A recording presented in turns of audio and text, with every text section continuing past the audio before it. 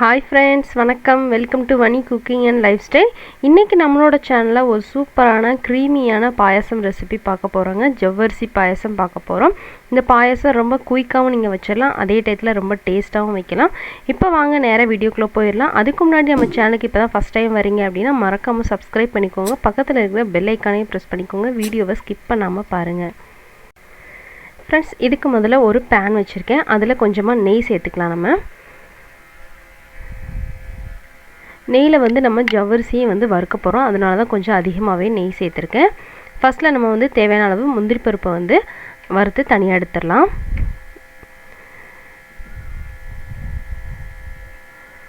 இதுக்கு ஜவ்வரிசி நம்ம ஊற வைக்க போகிறதுலாம் இல்லைங்க. நேராக நம்ம வறுத்து அந்த நெய்யிலே நம்ம வறுத்துட்டு ரெடி பண்ண போகிறோம்.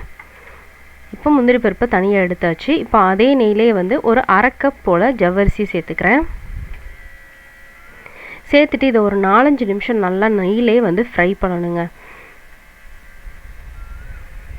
இந்த பாயசம் நம்ம டக்குன்னு செஞ்சு முடிச்சிடலாம். அதனால் திடீர்னு யாராவது கெஸ்ட்டு வந்துட்டாலோ இல்லை நம்ம பிரசாதமாக ஏதாவது பண்ணணும், சீக்கிரமாக பண்ணணும் அப்படின்னு நினைக்கிற அன்றைக்கி இந்த ரெசிபி கண்டிப்பாக நீங்கள் ட்ரை பண்ணலாம். நல்லா சிம்மில் வச்சுட்டு இந்த மாதிரி நம்ம இதை ஃப்ரை பண்ணிகிட்டே இருக்கணும்.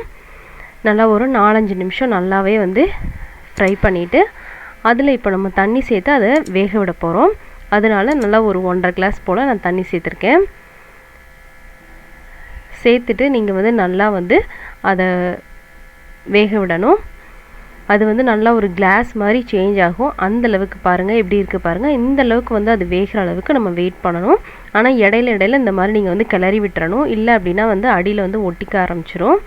அதனால் இடையில இந்த மாதிரி கிளறி விட்டு நல்லா வேக விட்டுருங்க. அடுத்த ஸ்டெப்பாக நம்ம இதில் பால் சேர்த்துக்க போகிறோம். பால் உங்களோட இஷ்டம்தான். ஏன்னா உங்களுக்கு எந்த அளவுக்கு திக்னஸ் வேணுமோ அந்த அளவுக்கு நீங்கள் ஆட் பண்ணிக்கோங்க. ஒரு சிலருக்கு கெட்டியாக பிடிக்கும், ஒரு சிலருக்கு கொஞ்சம் தண்ணியாக இருக்கிற மாதிரி இருந்தால் தான் பிடிக்கும். அந்த மாதிரி இருக்கு இல்லைங்களா? அதனால உங்களுக்கு எந்த அளவுக்கு இஷ்டமோ அந்த அளவுக்கு நீங்கள் பால் சேர்த்துக்கோங்க. இப்போ பால் சேர்த்துட்டு இதை ஒரு 5 நிமிஷம் நல்லா கொதிக்க விட்டுடலாம். இந்த மாதிரி இடையில நீங்கள் கிளறி விட்டுக்கோங்க. நல்லா ஒரு 4-5 நிமிஷம் கொதிச்சதுக்கப்புறமா இதில் நம்ம சுகர் ஆட் பண்ணிக்கலாம். நான் இன்றைக்கி 1 கப் சுகர் ஆட் பண்ணியிருக்கேன். உங்களுக்கு இனிப்பு எந்த அளவுக்கு தேவையோ அந்தளவுக்கு நீங்கள் அட்ஜஸ்ட் பண்ணிக்கோங்க. மாதிரி நல்லா ஒரு மிக்ஸ் கொடுத்துட்டு ஒரு 2 நிமிஷம் கொதிக்க விட்டுடலாம். சுகர்லாம் நல்லா மெல்ட் ஆகட்டும். ஃப்ரெண்ட்ஸ், நம்மளோட இன்னொரு சேனலான வனிக்கோலம், அதோட லிங்க்கை நான் டிஸ்கிரிப்ஷன் பாக்ஸில் கொடுக்குறேன். செக் பண்ணி பாருங்கள். பிடிச்சிருந்ததுன்னா சப்ஸ்கிரைப் பண்ணிக்கோங்க. இப்போது 2-3 நிமிஷம் கொதிச்சதுக்கப்புறமா இதில் கொஞ்சமாக குங்குமப்பூ ஆட் பண்ணிக்கலாங்க. குங்குமப்பூ ஒரு நல்ல ஃப்ளேவர் கொடுக்கும், அதோட நல்ல ஒரு கலரும் கொடுக்கும். அதோடவே கொஞ்சமாக ஏலக்காய் தூளும் சேர்த்துருக்கேங்க.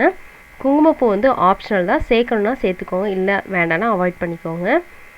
இப்போ நல்லா ஒரு மிக்ஸ் கொடுத்துடலாம். நல்லா நமக்கு குங்குமப்பூ சேர்த்தா நல்ல ஒரு கலர் கிடைக்கும். இல்லை இந்த மாதிரி ஒயிட் கலராக இருக்கும், அதுதான் ஒன்று. மற்றபடி ஒன்றும் ப்ராப்ளம் இல்லை.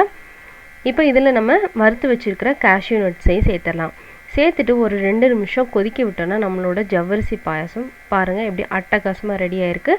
டேஸ்டியாக க்ரீமியாக ரெடி ஆயிடுச்சு.